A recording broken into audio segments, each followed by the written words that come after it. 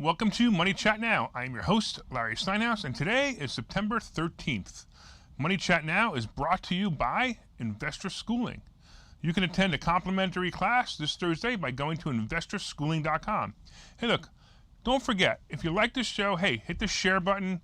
Share it with people who will benefit. Share it with people who like the show. Share it with people who want to make more money. Hit the like button. Let me know you're enjoying the show. And, of course, leave comments and get involved. I love it when you leave your comments. I can't always get to them all, but if I can, I promise I will. Of course, don't forget to subscribe to the YouTube channel and like the Money Chat Now page on Facebook. All right, on today's show, we're going to be discussing the market update. We're going to be talking about the reopening bounce. We're going to be talking about Democrats and taxes. By the way, those are always synonymous, aren't they? We're going to be talking about how Medicare is becoming insolvent. We'll be talking about Apple's new iPhone and watch. And once again, Biden's student loan lie. Yeah. All right, today in the market rebounded after a dismal week last week. Look at this. The Dow actually finished up 262 points. I am so excited, and several of my stocks even moved up with them. That's pretty awesome. The Nasdaq even popped up 10 points. That's great as well. I'm sorry, the S&P popped up 10 points, and the Nasdaq was only down a little bit, and it held in there and finished pretty well. So I'm pretty excited about that. I was pretty happy about that because I wasn't sure if it was going to happen. So I'm thinking that there's possibility there's going to be a stock surge in the future. Now, the stock market started every morning with a bounce and then settled to be down in the next day or created a down week. So that was the last couple of weeks. And remember that patterns often find themselves repeating in the market. I promise that this pattern is a temporary situation, and actually, it may actually be caused by the fear of the pattern itself. So sometimes what happens is patterns form, and the money managers know the pattern, so they kind of repeat the pattern to try to make the pattern happen again, but it is what it is. But these patterns are often a sign of upcoming bear market, and what I mean by that is if the market goes up on a Monday and then falls back down by the end of the day or by the end of the week, it's a sign of a temporary bear market. And like I said, it's often self-inflicted. One thing you need to understand is if you're buying for a longer term or have options past the date of the next earnings or two, you'll be fine, and be prepared to white knuckle it. Everything will be fine. Don't worry about it. So even if you bought something today and you thought it wasn't going to go up, it was going to go up. It did.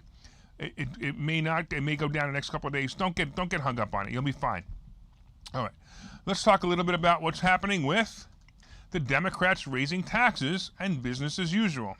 All right. I got to go in here because the last minute something else came up. House Democrats proposed a federal tax rate of 25% on long-term capital gains, according to legislation issued Monday by the House and Ways and Means Committee. The top rate would be 28.8%, with a 3.8% surtax on net investment income. So if you make too much money, they tax you twice. And here it is. You ready for this, folks? Oh, my goodness. The new rate would apply to gains realized after September 13th. That's today. That means that you didn't even have a chance to change your tax strategy because it applies as of right now. Today.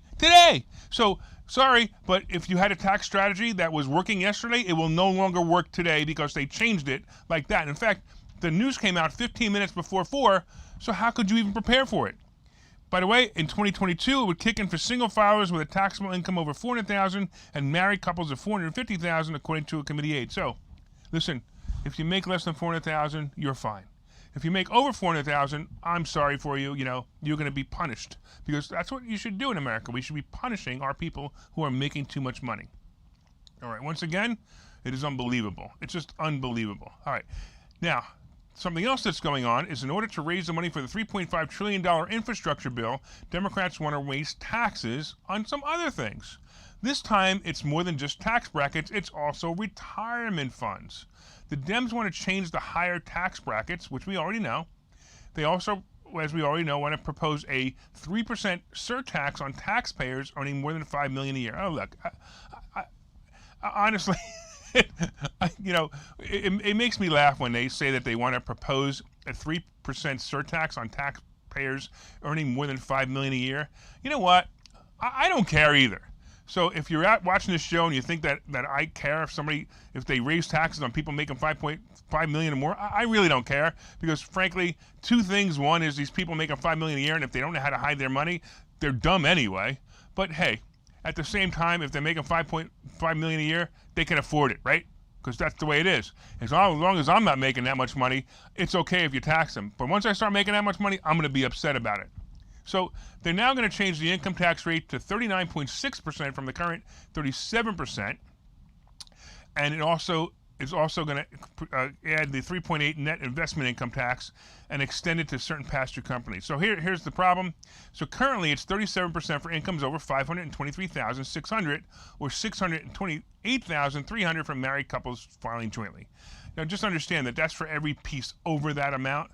So it's not horrible, but I want to let you know that I'm pretty excited about this, because it should make my goal of paying $500,000 in taxes a year a little bit easier. So I'm kind of looking forward to it. Yeah, I know. I'm both sadist and masochist at the same time. There's no reason to panic here, but here's the problem. The new legislation would prohibit individuals. By the way, they're going to be changing the taxes on IRAs, 401ks, in self-directed IRAs, and of course Roth IRAs. The new legislation would prohibit individuals from making more contributions to a Roth IRA or traditional IRA if the total of their combined IRA and defined contribution plan exceeds $10 million. Again, mine doesn't exceed $10 million, so I don't care, right?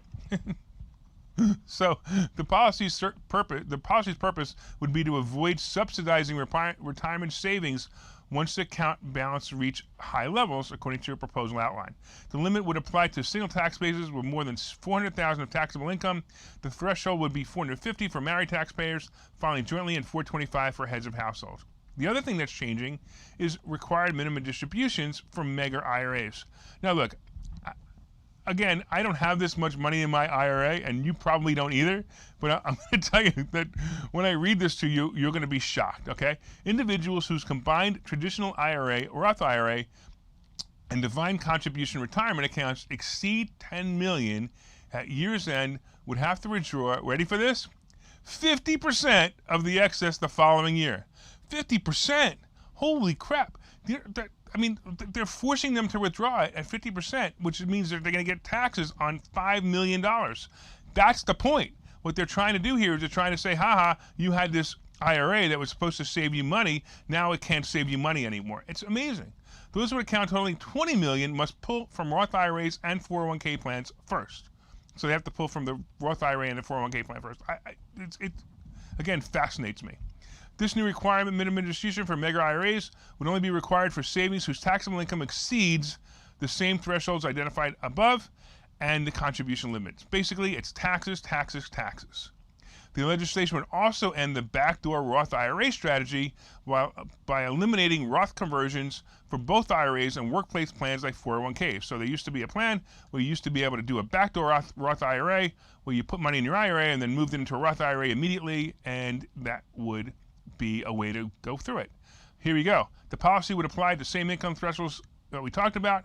It would count for distributions, transfers, and contributions made in taxable years beginning after November 31st, 2031. Actually, this doesn't bother me. You know why? Because it doesn't affect me. I'm glad I'm 28. I'm glad I'm 58 and can start taking out money at or before 2031. All right, so here's the thing. Here's the craziest part of all. If you're investing in a fund that's accredited investors, if you're investing in a fund that's made for accredited investors, so basically what that means is the fund has super high potential of making money, and you have to be an accredited investor, you no longer can use your IRA to do that. That means if you're investing in funds that have potential for huge growth, you may pay taxes and penalties before you invest, and those investments can't remain tax-free or tax-deferred. There's so many things wrong here. I got to tell you, just so many things wrong here. You know, at Investor Schooling, we teach these things. We teach tax strategies. And when I read this and all the tax strategies that the Biden administration and the Democrats are trying to change, you guys have no idea how bad this is for even you, the middle class. But just wait. That's all right. You're okay with it because 80 million people voted for that guy. There's so much here to discuss, and I'm going to tell you, it's going to take so many hours to discuss it. By the way, come to Investor Schooling, we'll tell you more. Actually, take a look at this commercial right now for Investor Schooling, and we'll talk about Medicare insolvency when we get back. Okay, so you've thought about investing in real estate, houses, apartment buildings, properties, but don't really know where to start. Well, what if you could very easily learn how to gain strategies to use other people's money to buy and sell houses in the Philadelphia area? If you could learn and network with successful area real estate investors and how to produce monthly income on rental properties without headaches, that place is Investor Schooling. With Investor Schooling, you'll learn from two Philadelphia area rockstar real estate investors, Phil Falcone and Larry Steinhouse, about how to buy and sell properties the easy way and teach you basic and advanced techniques to help you make money in real estate. You can attend Investor Schooling in person or online visual classes 8 times a month. You can and will learn how to make money in real estate. Call for free information and get a complimentary pass to one of these classes. But don't delay, as these complimentary passes are limited. Call the number on your screen now or visit investorschooling.com. investorschooling.com.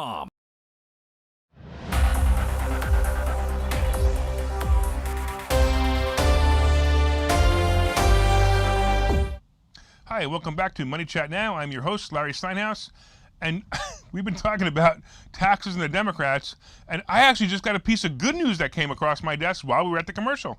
This is pretty wild. So I don't know if you guys knew about this, but there's something called a step-up basis. So if you bought a house, let's say you paid $50,000 for it, and you died and you left it to your children, and the house was worth $200,000 at the time. So at the time, this worth $200,000. They would call that a step-up basis. So now, if your child inherited this house at $200,000, they can now sell it. Now, let's say they sell it 5-10 years from now. They sell it for $400,000. They pay taxes on the $200,000 from the $200,000 to the $400,000. They don't pay taxes on the $50,000. Now, what Biden administration wanted to do was they wanted to change this, and they wanted to say that, hey, not only do you owe the taxes from the $50,000, and we're going to eliminate the step-up basis, but you also have to pay those taxes upon death of the parent, which is unfrickin' real. I mean, I sat there and screamed about this months ago and saying, hey, basically what you're doing is you're saying to people that, you know, if you had a house in the family that was an investment property and your parents loved this property and they wanted to leave it to you, you now had to sell it just to pay the taxes. Well, it seems like somebody so one of the Democrats actually realized this and said, hey, this is a really bad idea, especially because it included farms. So if you bought the farm for $50,000, now it's worth $2 million. You had to pay the taxes the day your father died and left you that farm, and they decided to eliminate this. Yay, Democrats they're actually thinking for a change. I'm so excited that they actually thought about this. Wow, maybe they'll think about the rest of the world, but hey, I doubt it. All right, getting back to where we were. Boy, lots to cover today. I don't know if we're gonna get to everything, but we'll try. So let's talk a little bit about Medicare insolvency. By the way, it's a situation that appears incongruous, whatever that word is. Congressional Democrats want to expand Medicare's benefits while a trust fund that supports the program is facing insolvency. How in the world can they do this? Because they're Democrats and they can do it. Basic Medicare consists of Part A, which is the hospital insurance, and Part B, which is the outpatient care coverage. I don't know if you know that, but that's how it works. There's also another part, which is Part D, which is for the prescriptions. So Part C is an option offered by private insurance companies that may include limited coverage for dental, vision, and hearing. So you would buy this plan somewhere else, and then you could get limited coverage for dental, vision, and hearing. But Democrats want to add this coverage as a benefit without additional costs. I actually like the concept of the idea. So now you have older people who can't afford their eyeglasses or can't afford their hearing aids, and maybe they can get it from Medicare. And I'm okay with the concept. Okay, but here's the problem.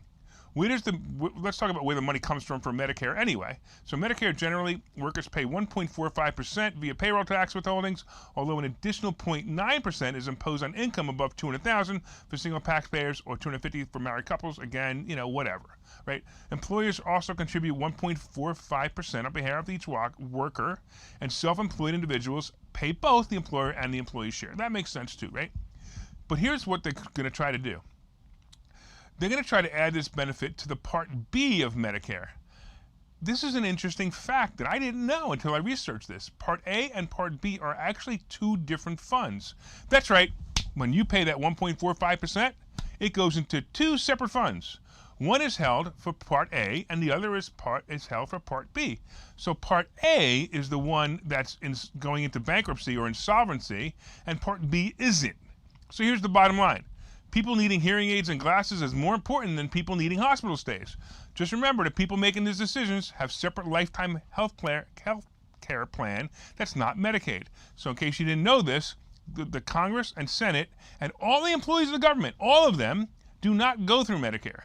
They have another program that's a specially designed program just for them that the government pays for, and they do not have to go through Medicare. So they're sitting there making decisions for you and I, and they don't even need to live by those decisions. So peasants like you and I will live within the guidelines of these limiting programs. Oh boy, oh boy, oh boy.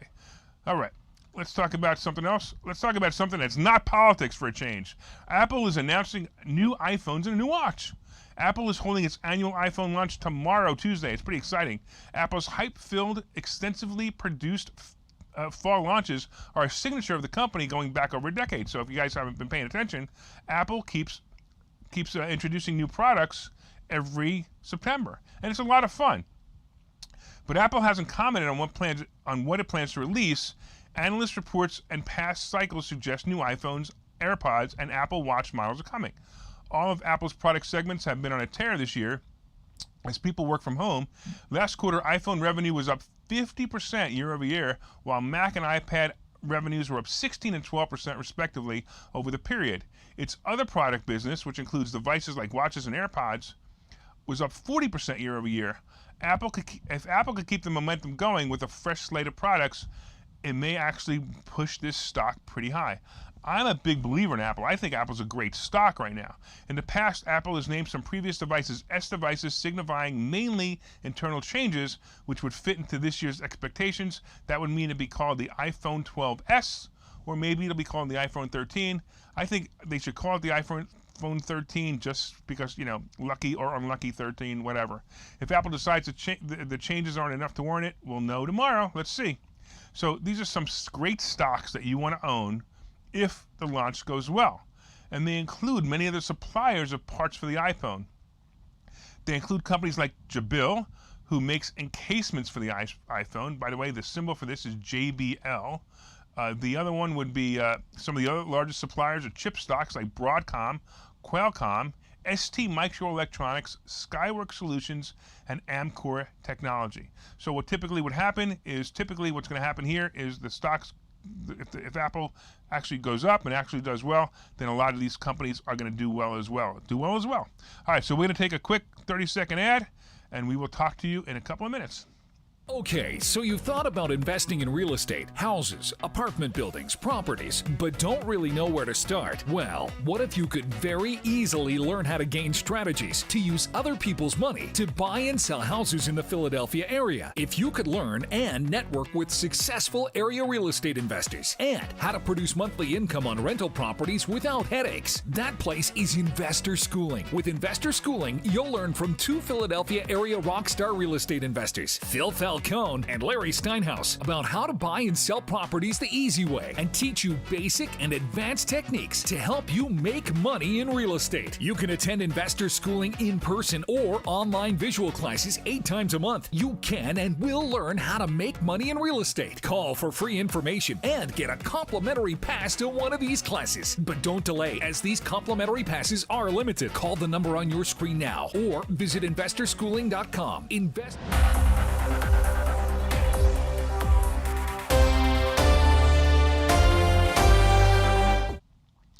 All right, welcome back to Money Chat Now. I'm your host, Larry Steinhouse, and we have been discussing so many different things that I may run out of time, but let's talk about this real quick. Let's talk about the New York City and the vaccine mandate. Starting this week, COVID-19 vaccination may determine where you can go out to eat. New York City on Monday began enforcing its vaccination requirement for restaurant and patrons and employees. Other cities such as San Francisco are also requiring shots to eat indoors, while some states are banning vaccine passports. I love that one. New York is requiring that all people 12 years of age and older have at least one COVID shot to eat or drink indoors. That's right, folks. You have to have a COVID shot to eat or drink indoors. You can only eat outdoors if you don't have a COVID shot. Follow the science. What's wrong with you people? Those rules apply to sit-down service at restaurants, bars, nightclubs, hotels, food courts, and malls. Wait, so you can go in the mall, but you can't eat in the mall? I don't know. Okay. They also apply to indoor dining at grocery stores, hotels, universities, and catering halls. I will not be visiting New York, that's all. Restaurant employees must also be vaccinated to comply with the law. The city amended its work rules to allow employers to fire fast food workers who refuse to show proof of vaccine. This is exactly what they need now, guys. They can't hire employees, so now they're going to fire you because you don't have the vaccine. Really smart. Defying the law can cost restaurants. The city can fine an establishment up to $1,000 for the first violation, with escalating penalties and other enforcement action for repeat offenders. This is called communism, folks. Patrons also need to prevent a driver's license, passport, or other identification that includes their name and photo and date of birth to verify their identity. So not only do you have to have a vaccine card, but you have to have a driver's license in order to eat too. Huh? Wow. A group of independent restaurants filed a lawsuit in the Supreme Court of New York in Richmond County to try to stop the requirements. The city is defending its stance. Of course it is.